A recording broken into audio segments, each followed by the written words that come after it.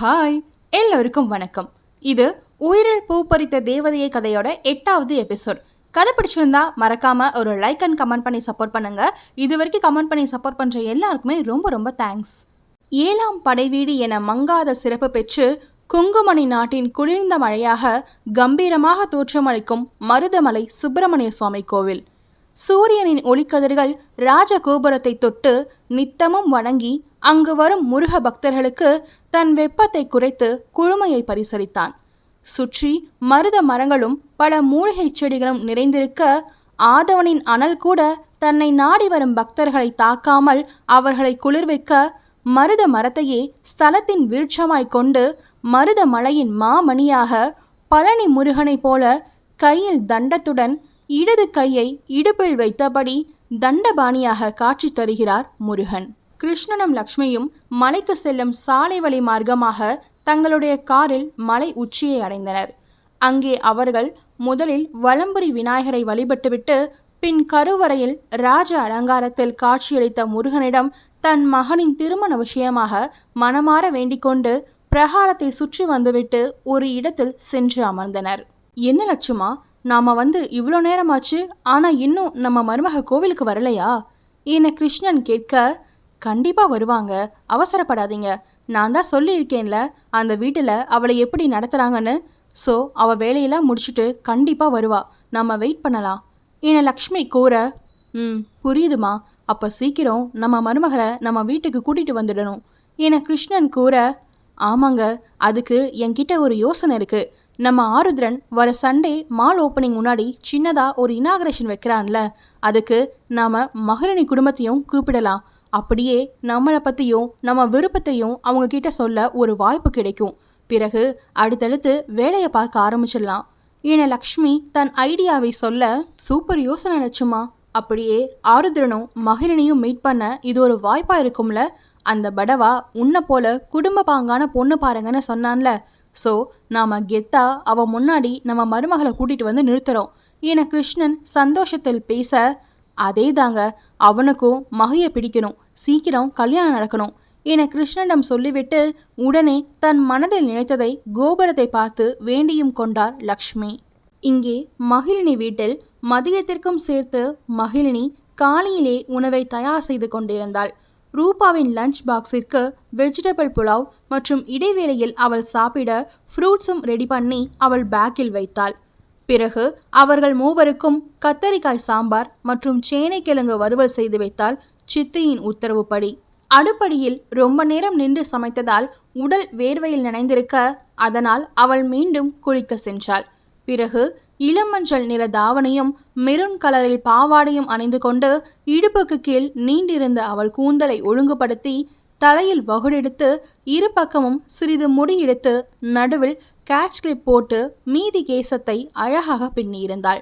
Will போன்ற புருவங்களுக்கு மத்தியில் maroon வண்ண சாந்து பொட்டியிட்டு கண்களுக்கு மை தீட்டினாள்.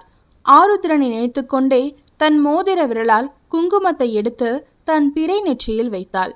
அவளின் ஆருவை நினைத்ததும் அவள் முகமும் குங்குமமாய் சிவந்து ஜொலிக்க அதே சந்தோஷத்தோடு கிளம்பி வெளியே வந்தாள் மகிழினி.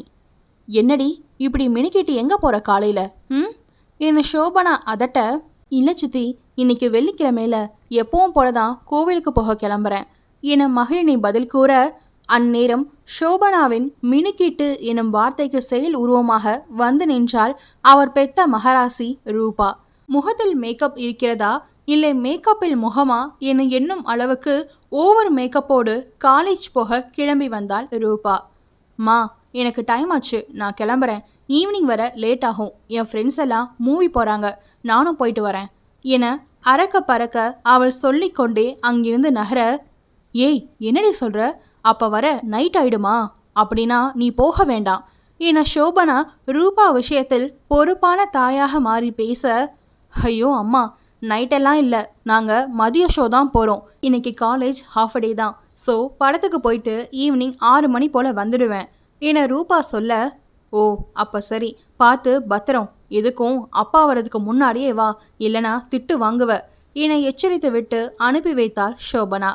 ரூபா என மகளினி அழைக்க, ஏய் நீ ஏண்டி போகும்போது அவளை கூப்பிடுற என சோபனா மிரட்ட, இல்லை சித்தி, லஞ்ச் ரூபா கேட்டதா செஞ்சேன்.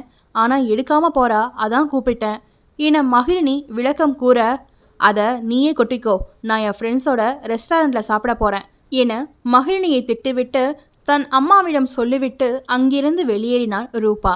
சோபனா அங்கிருந்து நகர போக, சித்தி அப்போ நான் கோவிலுக்கு போயிட்டு வரேன் என மகிழினி அனுமதி கேட்க, கோவிலுக்கு போயிட்டு நேரத்தோட வீடு வந்து சேரு, ஊரை சுத்தாம என அவளை சாடிவிட்டு அங்கிருந்து போனார் சோபனா. அப்போது மகிழினிக்கு லக்ஷ்மி ஃபோனில் அழைக்க, இன்னும் சிறிது நேரத்தில் வந்து விடுவதாக சொல்லிவிட்டு ஃபோனை கட் செய்து அங்கிருந்து கிளம்பினாள் மகிழினி. சொன்ன நேரத்தில் அவளும் கோவிலுக்குள் வந்திருக்க, முதலில் அவள் முருகனை வணங்கிவிட்டு வெளியே வந்தாள். பிறகு அவளின் மீன் விழிகள் லக்ஷ்மியை தேடி அலைபாய, ஒரு இடத்தில் அவரை கண்டு கொண்டதும் மகிழ்ச்சியாக துள்ளி குதித்து அவர் இருக்கும் இடம் சென்றாள்.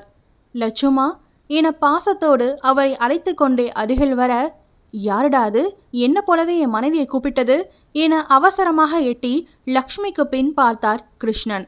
லக்ஷ்மியும் சந்தோஷத்தில் திரும்ப அவரை வந்து அணைத்து கொண்டாள் மகிழினி. எப்படி இருக்கீங்க லட்சுமா? காலையில் சாப்பிட்டு தானே கோவிலுக்கு வந்தீங்க, இல்லை விரதம் எதுவும் இருக்கீங்களா என அக்கறையோடு மகிழினி வினவ, லக்ஷ்மி பதில் சொல்லும் முன் கிருஷ்ணனும், ஹலோ, என் பொண்டாட்டிய நான் மட்டும்தான் லட்சுமானு கூப்பிடுவேன் என முந்திக்கொண்டு அவரிடம் வம்புக்கு போக, அதெல்லாம் முடியாது, நான் என் செல்ல லட்சுமாவை அப்படித்தான் கூப்பிடுவேன் என அவளும் பதில் கொடுக்க, கிருஷ்ணனும், அம்மாடி, உனக்கும் என் மகனுக்கும் எதில் பொருந்ததோ இல்லையோ என்கிட்ட வம்பு பண்ணி என்னை தொல்லை பண்ணுறதில் நல்லா ஒத்து போகுமா என சொல்ல, மகிழினியோ, என்ன உங்கள் மகனுக்கும் எனக்கும் பொருத்தமா? என்ன பொருத்தம்? என்ன சொல்கிறீங்க? எனக்கு புரியல. ஆமாம், என் லட்சுமாக்கு நீங்கள் யாரு என கேட்க, லக்ஷ்மியோ தன் கணவர் ஆர்வத்தில் உளறியதை சமாளிக்கும் பொருட்டு பேச்சை மாற்றினார். அது வந்து மகிமா, இவர் தான் கிருஷ்ணன், என்னோட கணவர். அவர் இப்படித்தான் நீ கூப்பிட்ட மாதிரி என்னை கூப்பிடுவாரு. அதான் உன்கிட்ட அப்படி சும்மா விளையாட்டுக்கு பேசினாரு கண்ணு. எங்க இவ தான் நான் சொன்னேன்ல மகிழினி என கிருஷ்ணனுக்கு அறிமுகப்படுத்த, இது நீ சொல்லிதான் தெரியணுமா லட்சுமா? பார்த்தாலே தெரியுதே என மகிழ்ச்சியாக கூறினார் கிருஷ்ணன்.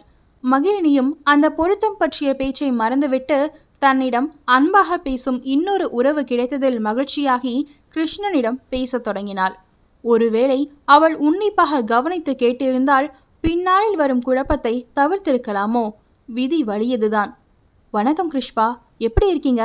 சாரி, நீங்க யாருன்னு தெரியாம விளையாட்டா பேசிட்டேன் என மகிழினி கூற, அடடே, எனக்கோ செல்ல பேரா, நல்லா இருக்கே. பரவாயில்லம்மா, நீ எப்பவும் போல இரு, தப்பில்ல, மன்னிப்புலாம் கேட்க வேணாமா. ஆனா அந்த லட்சுமா மட்டும் என கிருஷ்ணன் இழுக்க, அது மட்டும் முடியாது, நான் அப்படித்தான் சொல்லுவேன் என அவரிடம் சொல்லிவிட்டு தன் வீட்டில் இருந்து கொண்டு வந்த மல்லிகை பூவை லக்ஷ்மியிடம் கொடுத்தாள் மகிழினி. லக்ஷ்மி அதை மகிழ்ச்சியோடு வாங்கிக் கொள்ள, கிருஷ்ணன் அந்த மல்லிகையை எடுத்து அவரை தன் மனைவிக்கு சூட்டிவிட்டார் காதலோடு. இதை சந்தோஷத்தோடு பார்த்து கொண்டிருந்த மகிழினி மனதில் ஆருத்ரனும் இதுபோல் தனக்கு பூவை வைத்துவிட்டால் எப்படி இருக்கும் என எண்ணிக்கொண்டு கற்பனை செய்து பார்த்தாள். பிறகு இவர்களைப் போல ஆதர்ஷ தம்பதிகளாக வாழ வேண்டும் என எண்ணிக்கொண்டாள். கிருஷ்ணன் பூவை வைத்துவிட்டு, எப்படி நல்லா வச்சிருக்கேனா என மகிழினியை பார்த்து கேட்க, அவளோ சூப்பர் என 3 விரலை காட்டினாள். பிறகு லக்ஷ்மி அவளுக்கும் பூவை வைத்து விட்டார்.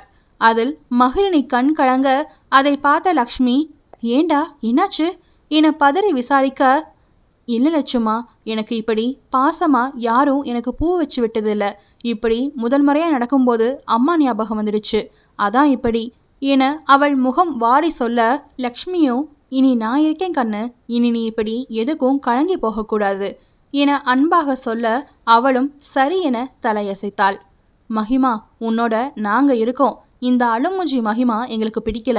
நீ எப்பவும் சிரிச்சுட்டே இருக்கணும். உனக்கு ஏதாச்சும்னா எங்ககிட்ட சொல்லு, நாங்க பார்த்துக்கிறோம் என கிருஷ்ணன் உள்ளன்போடு பேச, மகிழினி மகிழ்ச்சியோடு சரிங்க கிருஷ்பா என சிறு பிள்ளை போல தலையாட்டினாள்.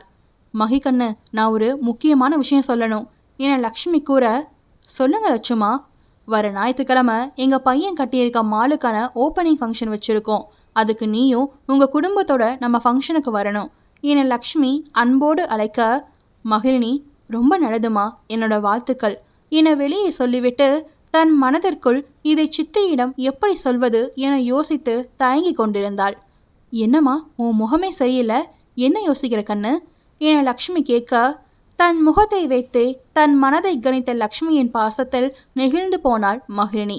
கிருஷ்ணனும், என்னம்மா எதா இருந்தாலும் சொல்லுடா, நீ கட்டாயம் வரணும், அதுதான் எங்களுக்கு சந்தோஷம் என கூற, அதில் வீட்டில் சித்தி என அவள் இழுக்க, அதை புரிந்து கொண்ட லக்ஷ்மி, உன் சித்திக்கிட்ட நான் சொன்னேன்னு சொல்லுடா, கண்டிப்பா ஆளாக கிளம்பியிருப்பாங்க என சோபனாவின் உண்மை குணமறிந்து லக்ஷ்மி சொல்ல, கிருஷ்ணனும், உங்கள் அப்பா நம்பர் கொடுமா, நாங்களும் எங்கள் முறைக்கு முறையாக இன்வைட் பண்ணுறோம் என கேட்க, லக்ஷ்மி சொல்லியதற்கு சரி என சொல்லிவிட்டு கிருஷ்ணனிடம் தன் அப்பாவின் தொலைபேசி எண்ணை கூறினாள் மகிழினி. பிறகு அவர்கள் மூவரும் மீண்டும் ஒருமுறை முருகனை தரிசித்துவிட்டு ஒருவரிடம் ஒருவர் விடைபெற்று வீட்டுக்கு கிளம்பினர். காரில் தன் வீட்டிற்கு போகும்போது லக்ஷ்மி கிருஷ்ணனிடம், எங்க எப்படி என் மருமக என ஆர்வமாக கேட்க, கிருஷ்ணனோ, தப்பா சொல்ற லட்சுமா, அவ நம்ம மருமக என திருத்தி சொல்லி தன் சம்மதத்தை தெரிவித்தார். இதே சமயம் ஆருத்ரன் அலுவலகத்தில் வீட்டில் இருந்து தன் ரோல்ஸ் ராய்ஸ் காரில் ஆபீஸிற்கு புயலென வந்திறங்கினான் ஆருத்ரதேவ். வேக எட்டுக்கள் எடுத்து வைத்து தன் கேபினுக்கு செல்ல, அவன் வருகையை பார்த்தவுடன் அனைவரும் எழுந்து அவனுக்கு குட் மார்னிங் சொல்ல, அவனோ சிறு தலையசைப்புடன் அதை ஏற்றுக்கொண்டு தன் கேபினிற்கு சென்றான். பெண்களோ அவன் ஆளுமையில் கட்டுண்டு மதிமயங்கி இருக்க, அப்போது அங்கே வந்த வருணோ அங்கிருந்த பெண்களில் அதிகம் வலிந்து கொண்டிருந்த ரியா அருகில் சென்று, ஹலோ மேடம், நீ இப்படி பாக்குறது மட்டும் அவனுக்கு தெரிஞ்சது, உன் வேலை காலிதான், ஞாபகம் இருக்குல்ல என நக்கலாக கேட்க, அவன் சொல்வதில் உண்மை உரைக்க, அவளும், சாரி பாஸ், பிளீஸ் இத சார்கிட்ட சொல்லிடாதீங்க என கெஞ்ச, வருணோ, திஸ் இஸ் லாஸ்ட் வார்னிங், ஒழுங்கா வேலையை பாருங்க என கூறிவிட்டு ஆருத்ரனின் கேபினுக்கு சென்றான்.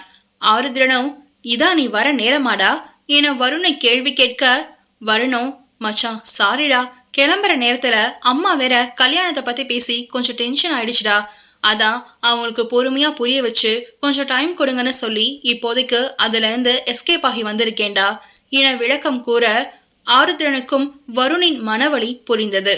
அவன் மனைவி செய்த காயத்தின் வடு இன்னும் அவன் நெஞ்சில் பாரமாய் இருப்பதை அவனும் அறிவானே.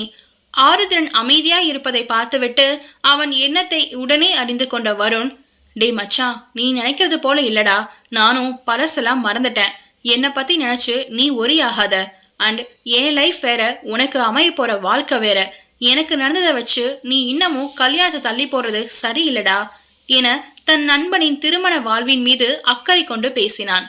மச்சான், எல்லா பொண்ணும் அப்படிதானே ஆழமா பதிஞ்சிச்சுடா, என்னால டக்குன்னு மாத்திக்க முடியல, நீ பட்ட கஷ்டம் வேதனை என் கண்ணுக்குள்ள இன்னும் அப்படியே இருக்கு என ஆருத்ரன் கூற, தனக்காக வருத்தம் கொள்ளும் நண்பனை நினைத்து ஒரு புறம் எப்போதும் போல மகிழ்ந்தாலும் மற்றொரு புறம் தன்னால் தான் அவன் திருமணமே வேண்டாம் என இருக்கிறான் என புரிந்து கவலையுற்றான். சீக்கிரமே அதை சரி செய்து அவனுக்கு திருமணம் செய்து வைத்து அவன் சந்தோஷமாக வாழ்வதை பார்க்க வேண்டும் என நினைத்து கொண்டான் வருண். ஆருத்ரனோ, டே அதை விடு, நம்ம பிசினஸ் பத்தி யோசி, மால் ஓபன் பண்ற விஷயம் ஃப்ரெண்ட்ஸ் அண்ட் பிசினஸ் பார்ட்னர்ஸ்க்கு இன்ஃபார்ம் பண்ணிட்டல, தென் மால்ல வரப்போற ஷாப்ஸ்க்கான டெண்டர் அமௌண்ட் எல்லாம் ஃபிக்ஸ் பண்ணியா என கேள்வி எடுக்க, எஸ் மச்சான், ஆல் டன், அண்ட் டெண்டர் விஷயம் சம்பந்தப்பட்ட ஃபைல்ஸ் எல்லாம் உன் டேபிளுக்கு இப்ப வந்துடும் என வருண் அப்டேட் கொடுத்து கொண்டிருக்க, அப்போது ஆருத்ரனுக்கு அன்னோன் நம்பரிலிருந்து ஒரு ஃபோன் கால் வந்தது. ஹலோ, ஆருத்ரன் ஸ்பீக்கிங் என அவனின் ஆளுமை நிறைந்த குரலில் மறுமுனையில் இருப்பவன் வெறியாகி பின் பேச தொடங்கினான். எதிர்ப்புறம், என்ன ருத்ரா, ஏதோ இப்ப மால் ஓபன் பண்ண போற போல, என்னை எதிர்த்து உன்னால சக்சஸ்ஃபுல்லா ரன் பண்ண முடியாது, இந்த ஃபீல்டுல கண்டிப்பா நீ ஃபெயில் ஆகுவ மேன், எங்க மாலுக்கு போட்டியா நீ இப்போ ஓபன் பண்ணதுக்கு நிச்சயமா நீ ஃபீல் பண்ணுவ, ஏண்டா இந்த மாலை ஓபன் பண்ணோம்னு என எல்லலாக சிரித்து சினத்துடன் பேச, ஆருத்ரனோ தன் இதழை வளைத்து சிரித்துவிட்டு, இந்த ஆருத்ரன் கால் பதிச்ச இடத்துல வெற்றியை தவிர வேற எதுக்கும் இடமில்ல, and one boy mister, no முட்டாள் ரஞ்சித், நீ எப்போ உன் அடையாளத்தை விட்டு மறைஞ்சு இப்படி தெரியாத நம்பர்லேருந்து கால் பண்ணி பேசுறியோ அப்பவே நான் ஜெயிச்சிட்டேன்டா இடியட். ரஞ்சித்தோ அதந்து விட்டான், எப்படி தன்னை ஆருத்ரன் அடையாளம் கண்டு கொண்டான் என்று. என்னடா, எப்படி உன் பேரை கரெக்டா சொல்லுன்னு யோசிச்சுட்டு இருக்கியா என நக்கலாக கேட்டுவிட்டு அவனிடம், ஃபீல் பண்ண போறது நான் இல்லடா நீதான் என அதட்டி விட்டு போனை அணைத்தான் ஆருத்ரன். எதிர்ப்புறத்தில் இருந்த ரஞ்சித்தோ ஆவென கத்துவிட்டு அவனை தோற்கடிக்க குள்ள நரியாய் மாறி அவனை பிசினஸில் தோற்கடிக்கும் முன் அவன் வாழ்க்கையில் தோற்கடிக்க வேண்டும் என எண்ணி தந்திரம் தீட்ட ஆரம்பித்தான். ஆருத்ரன் பிசினஸ் உலகில் அசைக்க முடியாத சிங்கமே. ஆனால் இந்த குள்ள நரி அவன் வாழ்வில் விரிக்கப் போகும் வலையில் வீழ்வானா இல்லை வெற்றி பெறுவானா? பொறுத்திருந்து பார்ப்போம். ஹலோ மக்களே, கதை எப்படி இருந்துச்சுன்னு கமெண்ட்ல சொல்லுங்க. கதை பிடிச்சிருந்தா ஒரு லைக் பண்ணி சப்போர்ட் பண்ணுங்க. அடுத்த எபிசோட் சனிக்கிழமை வரும். தேங்க்யூ.